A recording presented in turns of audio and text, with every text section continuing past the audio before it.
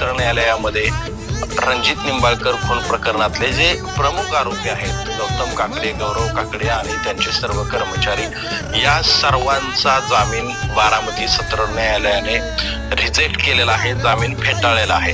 एकंदरीत दुसरी गोष्ट आहे की आरोपींच्या बाजूने असं मानण्यात आलं होतं की तिथं फक्त गोळीच मारले गेलेले नाही, तर अनेक प्रकारे वेगवेगळ्या प्रकारे मारहाण देखील झालेले आहेत. त्याच्यामुळं निंबाळकर सरांचा जीव गोळीनेच गेला आहे की अन्य कुठल्या कारणाने गेलेला आहे हे अद्याप निष्पन्न झालेलं नाही. महत्वाचं की यांनी आम्हाला दुपारी फोन करून बोलावून घेतलेला आहे.